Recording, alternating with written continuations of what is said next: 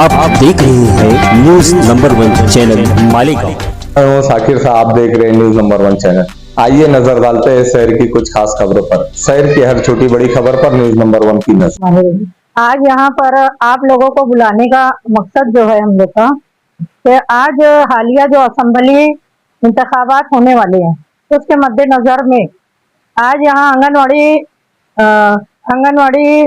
कर्मचारी यूनियन के लोग जो हैं हमारे साथ में हैं, वो साथ में मुस्लिम महिला शैक्षणिक सामाजिक संस्था के कुछ लोग हैं। उन लोगों ने के मशवरे के बाद हम लोग यहाँ पर आप लोग को बुलाया गया है कि हमें अभी इस वक्त असेंबली इंतखाब में किसका साथ देना अभी जरूरत है। अभी पीछे मैं समाजवादी पार्टी में थी, लेकिन समाजवादी पार्टी में रहने के बाद मुझे 1995 के वाकयात याद आने लगे कि जिस तरह से 1995 में जब हमारे यहाँ पर जनता दल के वजीर रोजगार जब यहाँ से असेंबली इंतखाब लड़ रहे थे, वो मंजर आज फिलहाल मुझे नजर आ रहा था।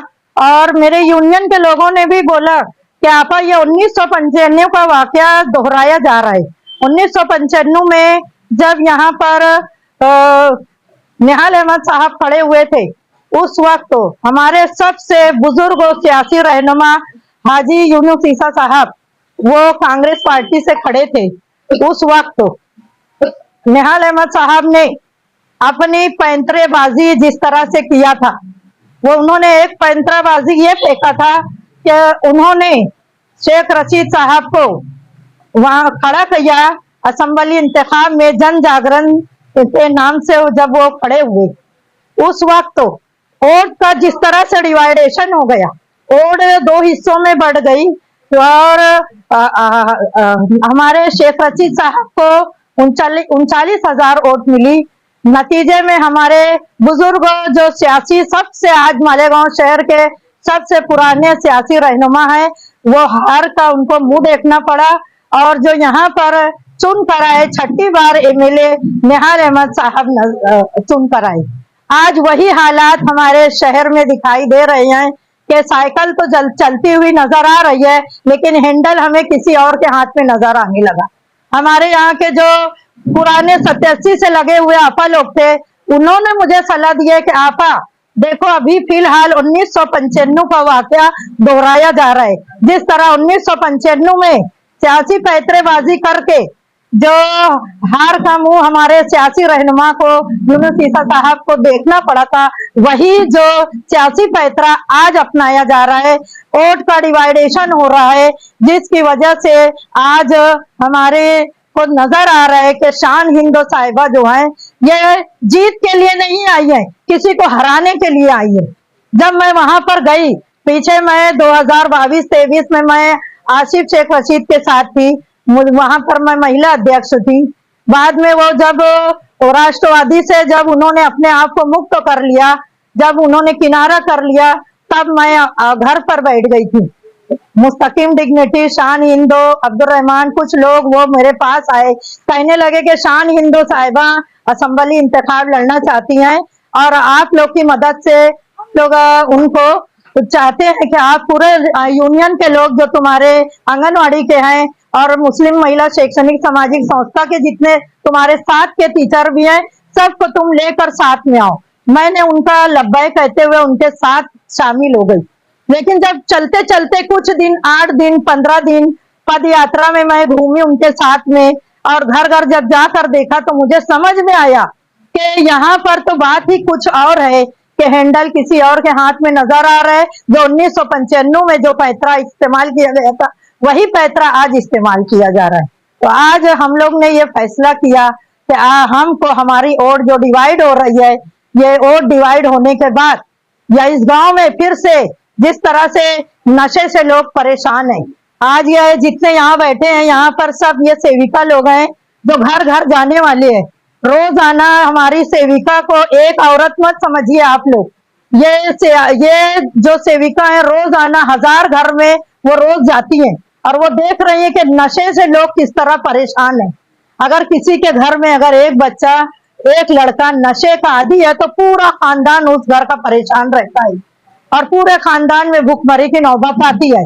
आज हमारा अगर वोट का डिवाइडेशन हो गया तो जिस तरह से लोग हम देख रहे हैं कि गुंडागर्दी शबाब पर है, आज जमहूरियत का खून किया जा रहा है।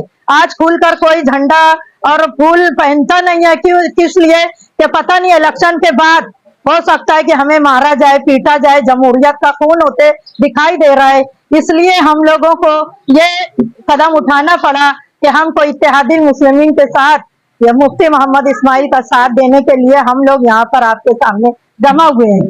जब साजन मिहाल अहमद साहबा थी 1994-95 में हम लोगों की एक बालवाड़ी थी। बालवाड़ी के टाइम से मैं उनके साथ में काम करती हूँ, लेकिन उनका ऐसा रवैया देखते हुए हमारी कुछ सेविका जो यहाँ आपको दिखाई दे रही है, ये लोग उनके साथ जाने के लिए तैयार नहीं है। आज वो लोग कहने लगे कि आपा उनका रवैया बहुत खराब है।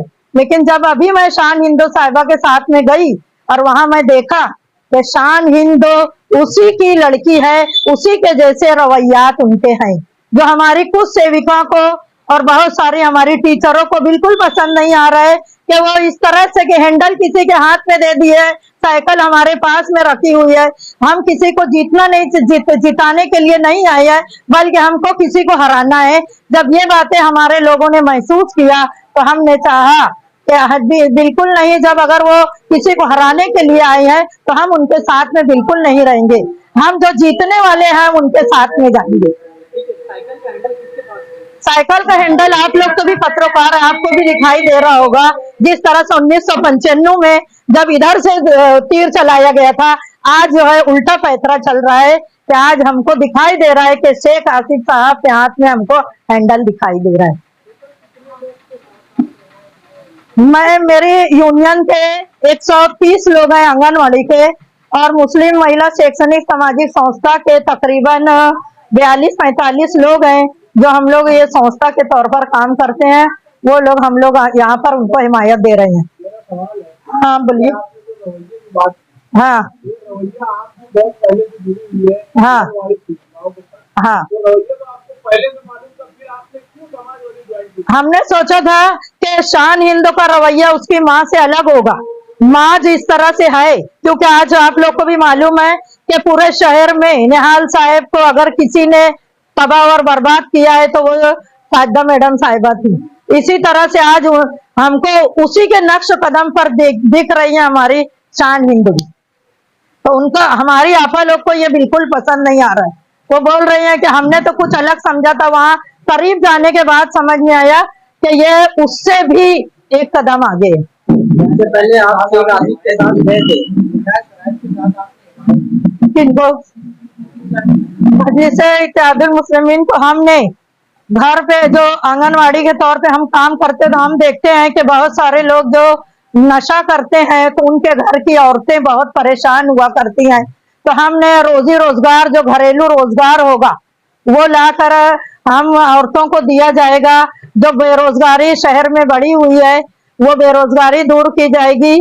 और आंगनवाड़ी की जरूरत बहुत सारे एरिया में है।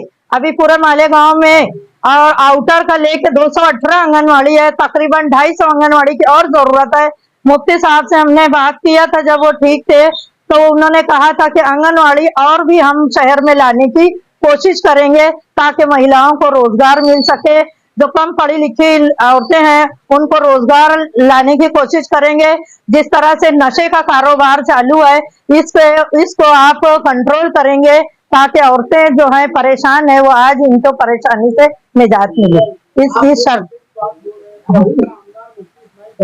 हाँ, आमदार मुफ्ती मोहम्मद इस्माइल हैं, लेकिन ये नशे का कारोबार जो दूसरे लोगों के हाथ में है। तो हमने कहा है कि मुफ्ती साहब आपने पहले उनको बहुत छूट दी थी, लेकिन अब आपको छूट नहीं देना है, बल्कि उनको अपना सियासी शिकंजा कसेंगे। आप एक दीनी भी, मिली भी, समाजी भी हमारा आप असासा है, तो आप हमारे समाज की बेहतर नुमाइंदगी करेंगे। इस उम्मीद पर हमने उसको आज हमने उनको हिमायत दी है। हमारी अहम डिमांड यही थी कि आंगनवाड़ी और भी जो जिस फील्ड में मैं उस फील्ड की मैंने डिमांड ज्यादा रखी है कि आप आंगनवाड़ी जिस एरिया में नहीं है उस एरिया में उन बच्चों को जो हम लोग लाभ देते हैं कि उनको जो दाना दिया जाता है, दूसरे आरोग्य केंद्रों की जिस तरह से उन लोगों की वो होती है, वो आरोग्य केंद्रों की भी उनको सहूलत नहीं मिल पाती, इसलिए आप आंगनवाड़ी हर एरिया में लाने की कोशिश करेंगे। उन्होंने कहा कि मैं भरपूर नुमाइंदगी करूंगा कि आंगनवाड़ी हर हिस्से में हो, और जिस तरह से नशे का कारोबार हो रहा है, गुंडागर्दी शबाब पे आज जमहूरियत का खून हो रहा है, जब आज कुछ हिस्से में हम जाकर प्रचार करने वाले बता रहे हैं कि हम उस हिस्से में नहीं जा सकते। जैसे मुफ्ती साहब अभी कुसुम्बा रोड पे निहाल नगर के एरिया में गए थे तो आपने देखा कि उनके साथ किस तरह का सलूक किया गया। तो ये बातें औरतों को पसंद नहीं आ रही हैं, ये बात। हाँ,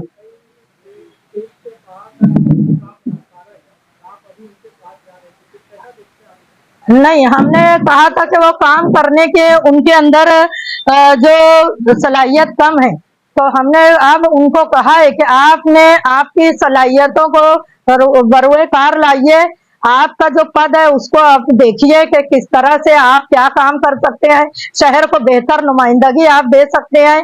तो उन्होंने कहा कि इंशाल्लाह कोशिश करेंगे कि हम शहर को बेहतर से बेहतर नुमाइंदगी। एक साल में तीसरी पार्टी आप ज्वाइन कर रहे हैं। हाँ, कभी समाजवादी, कभी राष्ट्रवादी, कभी मुफ्ती साहब, आप खुद वक्तव्य सक्षम नहीं रह पाते, क्या वजह? राष्ट्रवादी में मैं थी, आसिफ शेख रशीद साहब ने जब मुझे अपने साथ लेकर गया, मैं उनके पास में थी। जब उन्होंने राष्ट्रवादी छोड़ा, उन्होंने डिसॉल्व किया, तो उस वक्त मैं फिर जब उन्होंने फैसला किया कि आजाद हम आप पार्टी बनाएंगे, तभी मैं वहां से अलग हो गई।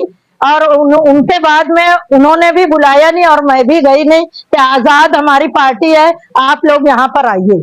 शान हिंदो साहिबा 1.5 महीना 2 महीना पहले मेरे पास खुद आई और उन्होंने कहा था कि इन चीजों पर जो मैं अभी बोल रही हूँ कि आंगनवाड़ी और भी होना चाहिए, नशा मुक्त, और ये सब चीजों उनको भी मैंने यही शराइत रखी थी। प्लस मैंने कहा था कि महिला अध्यक्ष के तौर पर मैं काम करूंगी, उन्होंने हर बात को तस्लीम किया था। लेकिन जब मैं वहां पर गई और वहां जाने के बाद देखा कि यहाँ पर आज भी वो 1995 का जो वाकया मैंने बताई है कि वो ही वाकया मुझे आज के हालिया असेंबली इंतखाब में नजर आया कि हाँ,